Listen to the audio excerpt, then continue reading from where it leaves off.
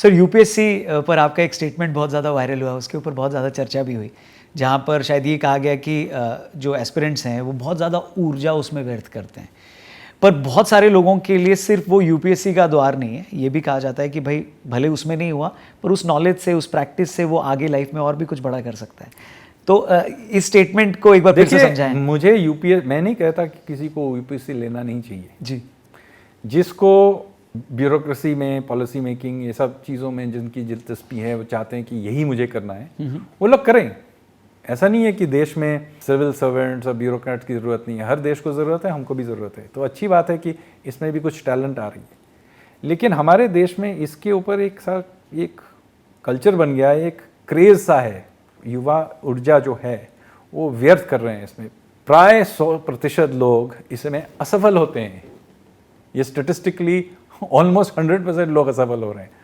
आप देखिए स्टेटिस्टिकली क्या है जी, 0.08% लोग जो यूपीएससी एग्ज़ाम ले रहे हैं वो में सफल हो रहे हैं। चलिए, जो सफल हो गए, चलिए अच्छी बात है, उनके लिए अच्छी बात है जी।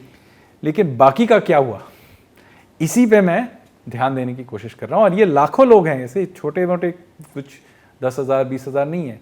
हर साल 10 लाख 15 लाख लोग ये एग्ज़ाम में अपना परिश्रम कर रहे हैं, और कुछ लोग हैं कि 5 साल 10 साल इस पे लगे रह रहे हैं। और फिर कोचिंग क्लास रहे हैं, उस पर खर्च कर रहे हैं, मुखर्जी नगर में कमरा ले रहे हैं। वो कोई सस्ता चीज़ नहीं है, दिल्ली में रहना कोई सस्ता चीज़ नहीं है, और दिन रात परिश्रम कर रहे हैं। ऐसा नहीं है कि परिश्रम नहीं, परिश्रम भी कर रहे हैं जी। मैं सिर्फ ये कह रहा हूँ कि अगर ये परिश्रम जो है, ये ऊर्जा जो है, अगर दूसरे चीज़ों में भी लगाया जाए तो सफल होने का जो ये परसेंटेज है वो ज़्यादा हो जाएगा। ठीक है, कुछ लोग करें, ठीक है, लेकिन ये जो एक कल्चर बन गया है, और बहुत लोग ऐसे हैं इनमें जो अपने माँ बाप के या किसी और के दबाव में कर रहे हैं, इनको ब्यूरोक्रेसी में कोई दिलचस्पी भी नहीं है।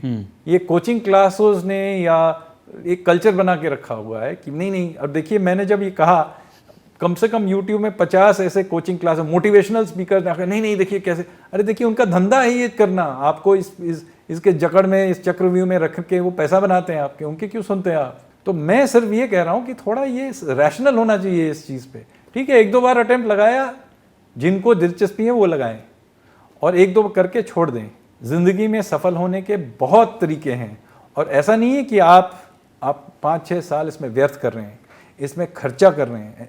और ज़्यादातर क्या होता है, जो क्लास के जो ज़्यादा मतलब जो टैलेंटेड जो बच्चे हैं वही यूपीएससी में अब कर रहे हैं। ऐसा नहीं है कि क्लास के जो सबसे मतलब जो जिसके सबसे कम नंबर थे, उसके माता पिता तो उसको उसमें नहीं ढकेल रहे हैं। तो जो गांव का या किसी परिवार में जिसका सबसे अच्छे नंबर आते हैं, उसी को इस चक्रव्यूह में डाला जाता है। तो क्या हो रहा है, हमारे जो सबसे टैलेंटेड बच्चे हैं वो एक चीज़ में अपने 5-6 साल व्यर्थ कर रहे हैं, जिसमें उनको प्रायः 100% असफल होने वाले हैं।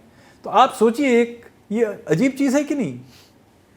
ये जो बच्चे हैं, अगर 5-6 साल वही पैसा लेके और कुछ भी करते, कुछ भी एक किराने का दुकान भी चला देते, सफल हो जाते।